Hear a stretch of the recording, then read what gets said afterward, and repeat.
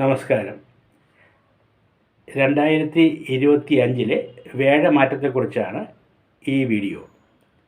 2025 May 14 വേഴം ഇപ്പോൾ നിൽക്കുന്ന ഇടവൻ രാശിയിൽ നിന്നും മിഥുനൻ രാശിയിലേക്ക് മാറുന്നു.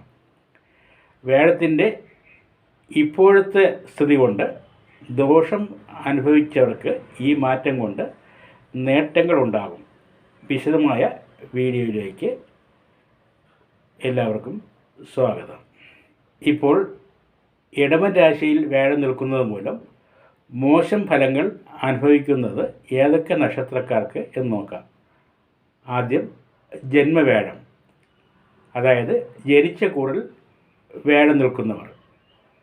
കാർത്തിക നക്ഷത്രത്തിൻ്റെ അവസാന 3 ഭാഗത്തിലും രോഹിണിയിലും മകയിരം നക്ഷത്രത്തിൻ്റെ ആദ്യ 2 ഭാഗത്തിലും ജനിച്ചവരായ ഇവർക്ക് 2025 മെയ് 14 വേഴം മാറുന്നതോടെ തൊഴിൽ നേട്ടങ്ങളും സാമ്പത്തിക ഉയർച്ചയും ഉണ്ടാകും.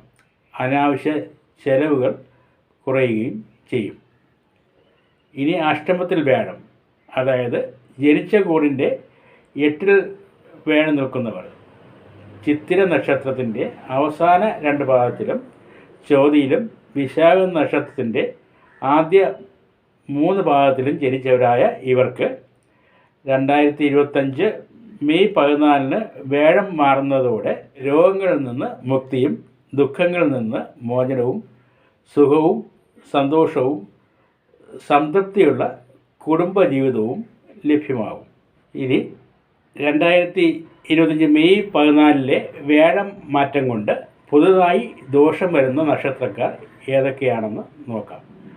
മകയിരം നക്ഷത്രത്തിൻ്റെ അവസാന 2 ഭാഗത്തിലും തിരുവാതിരയിലും പുണർതം നക്ഷത്രത്തിൻ്റെ ആദ്യ 3 ഭാഗത്തിലും ജനിച്ചവരായ ഇവർക്ക് തൊഴിൽ രംഗത്ത് മ്ലാനത, സാമ്പത്തിക നഷ്ടങ്ങൾ, അനാവശ്യ ചെലവുകൾ എന്നിവ വന്നു ചേരാൻ ഇടയുണ്ട്. ഇനി അഷ്ടമത്തിൽ വേഴം, അതായത് ജനിച്ച കൂറിൻ്റെ 8ൽ വേഴം വരുന്ന നക്ഷത്രക്കാർ. വിശാഖ നക്ഷത്രത്തിൻ്റെ 4ാം പാദത്തിലും അനിഴത്തിലും തൃക്കേട്ടയിലും ജനിച്ചവരായ ഇവർക്ക് ചെറിയ രോഗങ്ങൾ, ദുഃഖം, പരാജയം എന്നിവ അനുഭവപ്പെടാൻ സാധ്യതയുണ്ട്. ഏകദേശം 1 വർഷക്കാലമാണ് വേഴം ഒരു രാശിയിൽ സഞ്ചരിക്കുന്നത്.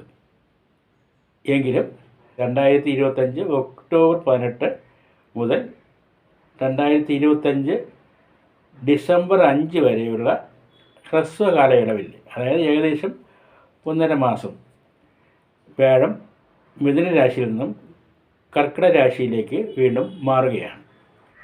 അതനുസരിച്ച് നേരത്തെ പറഞ്ഞ ഫലങ്ങളിൽ മാറ്റങ്ങൾ ആ ഹ്രസ്വ കാലയളവിൽ ഉണ്ടാകും. എല്ലാവർക്കും നന്ദി, നമസ്കാരം.